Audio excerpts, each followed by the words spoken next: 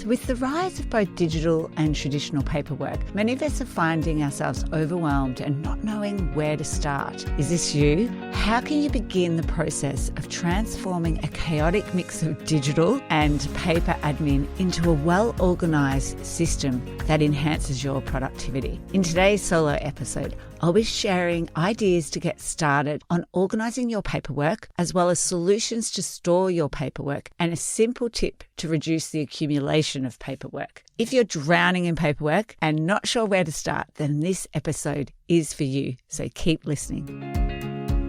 Thanks for joining me for today's solo episode, all about organising your paperwork. I'll be sharing ideas to get you started on organising your paperwork, solutions to store your paperwork, and also a few simple tips to reduce the accumulation of paperwork. So paper clutter is the biggest cause of emotional clutter as well as physical clutter. Obviously, having a lot of papers around you is going to give you a lot of physical clutter.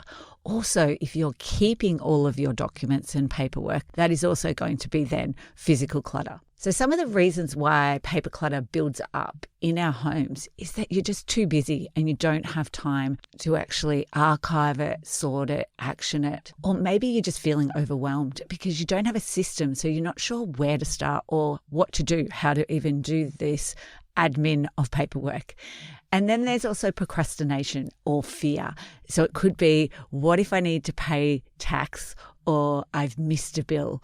I see this all the time with clients I work with, that they'll have a pile of unopened mail because they are too worried about what it's going to say. And it could even be that it's the opposite of what they think. Working through that fear and procrastination can actually help you move forward with your paperwork. And as I said before, that indecision of what to keep and not to keep, so people just keep everything. And that way then they're on the safe side, and if they need something. The problem is trying to find it. And the last one is guilt. As I said before, it's like fear, but then it's also guilt because you know you haven't lodged your tax or you haven't paid those bills. So you may have opened the first one and then you know those reminder notices, which you haven't opened, and so you're feeling really guilty. The problem is with some of our bills, like parking fines and speeding fines and things like that, is that the actual amount might double. So maybe you've not even thought about why you're not doing it. And this has actually made you go, oh my gosh, I agree. It's one of those things that you're talking about, Narelle, and I'm going to look at it and try to work through it. So it's really difficult to keep organised, maybe not so much now as it did definitely 5 to 10 years ago when we would get everything in paper. Now a lot of things do come digitally, so I find it's a lot easier for me to manage than it used to be. But one of the reasons you might find it really difficult is you don't have a easy storage or a system set up to be able to retrieve the items. This could be digitally as well. You've just got hundreds of emails coming in and there's actually no system of how you're organising it. We want to be able to find things quickly. So that is the reason we need a system that's going to work for you as well. So you might find that you have a bill on your kitchen bench because you're not sure what to do with it. If I put it somewhere else, I might forget about it. But setting up a system is going to help you with that. As I said before, you're not sure what to do and what you'll need. So possibly you're just going to keep everything. These are the people who will be saying, what if I need it? I might as well just keep it all. It is also a really boring task, especially if you're neurodivergent ADHD brain. It's not a task that you want to sit down and do. It's usually also not very visually pleasing when you sit for the results because it may be just a pile of paperwork. But believe me, the actual feeling once you've done it is probably better. It's a better dopamine hit than even a visual pantry. Most people who do it have been waiting for a really long time and they find it a huge relief. And the other problem with it, it's ongoing. Paper is always coming in. But one of the things we can do now is try to reduce that because we have the digital option. I'm going to walk you through a step-by-step guide on how to organize your paperwork.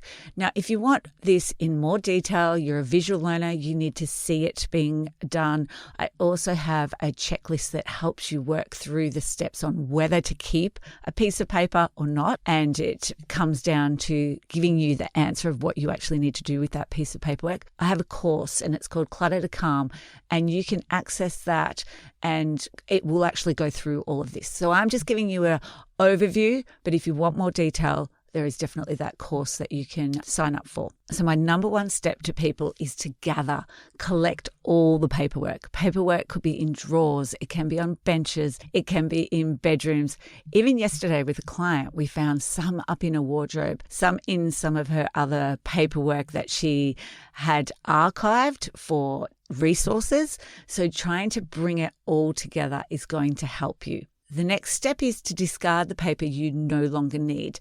And if it has confidential information, personal information, I do recommend that you get that shredded, either taking it to a place that can do it for you or doing it through your own shredder that you might have, or maybe a neighbor or a friend might have one. Otherwise, if it's not any personal details, then you can place it in your recycle. So my steps that go through ask binary questions for you. Is it something you need to action? Yes or no? And then if it's say yes, you have to action it. It's like, okay, then put it over here in your action pile. If it was no, it might be then the next question is, do you need to keep it? It's yes or no.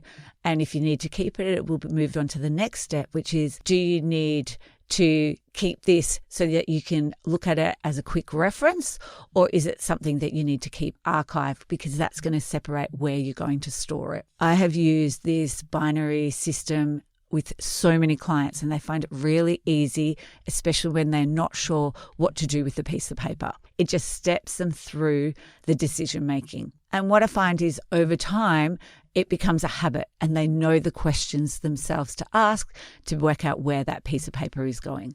Number 3 is using magazine holders or the manila folders. You can even sticky tape at the side, paper envelopes. These are great because they're for things that you access frequently. They are then your quick reference or they're an action item, something you need to look at really quickly. Examples of quick reference that we still have are like menus for some of our local takeaway places. Other quick references we used to have was the canteen list for school, but now that is online. I have printed out my family's birthday list so I know who's buying for who. Again, that is online, but it's also in paper, so it's easy for anyone to quickly grab out and refer to it. Our action items are things that we need to do something with. So we might need to call, email, we might need to pay. Whatever the action that you need to do, it's then placed in that folder so you know where you need to go and actually find that piece of paper to do it. I find that when I'm going to do action items, I want to do them all at one time. As long as there's not lots of steps to do, I'll just then sit there and do them all together as a bulk thing. And the reason I would use a magazine holder is that we want them to be vertical. Horizontal represents piles of clutter. I'm sure you can visualize yourself trying to go through piles of paper. You know that something's there, but you just can't see it and find it. Whereas if it's a vertical, it is then like a file and it's a lot easier to grab out. So when I work with clients, that is one of my first steps is we change the way that they're holding their pieces of paper and have them as a file rather than a pile. The next step, number 4, is creating an archive filing system for yourself. I've found over the years that mine has got smaller. It's now only one drawer because we don't need to keep everything we used to keep. Again, thinking about it, it's a file of some kind. I actually had a box. It's a clear box and it has the suspension files. It's easy then to move around, to take somewhere else. I can then take it to the lounge to do it and work on it. I don't have to do it then in the office space.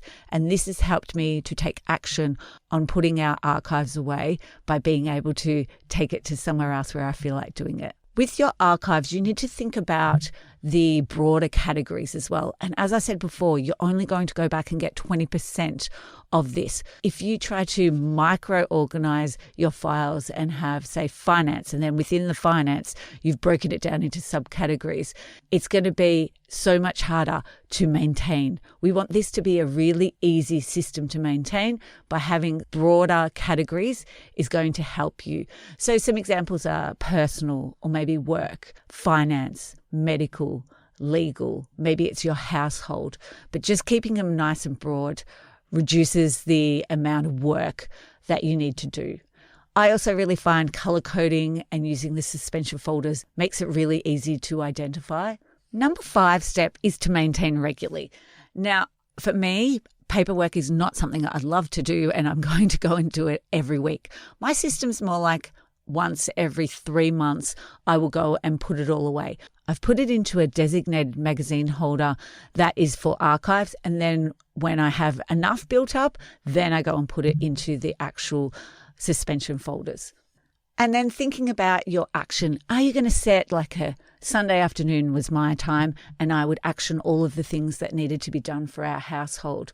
And then just reviewing, maybe you need to change some of your files, names, or the things that you're keeping, because maybe you've now digitalized some of your bills as well. And number 6, which is the main thing, is to consider digitalising your admin. So gradually switching to digital statements. I found receipts are now at supermarkets, at shops, you're able to get them sent to you digitally. And this is going to just reduce the paper that you then have to file. Obviously, you're going to have a system for digitally, but I found that is a lot easier to maintain than a paper system. Also, maybe scanning your really important documents and digitalizing those and having them in some sort of password manager safe, which we've done. So we've got a copy there as well as the ones at home. Beauty of the password manager that we have is that you can access it when you're not at home as well and use it.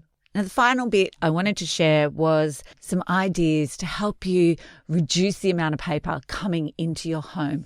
So number 1 would be to cancel subscriptions. So you might have newsletters or magazines or papers that are coming in. For example, I used to have Next, the shop, and they would send me a physical brochure, as well as I would then also get the one online. IKEA was the same, Spotlight.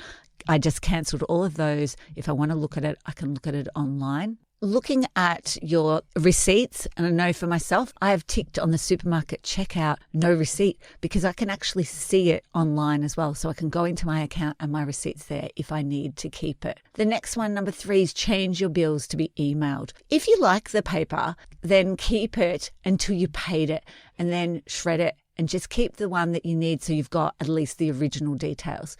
But we don't need to keep the ones that have paid once we've paid it, because it's all online now. And my 4th tip is to get rid of all your manuals.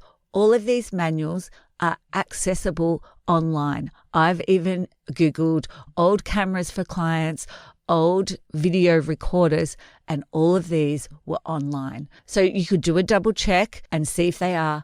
Otherwise, you can let go of the manuals. I hope by sharing ways to store and organise your paperwork and ideas to start to digitalise, you can manage your admin like a pro.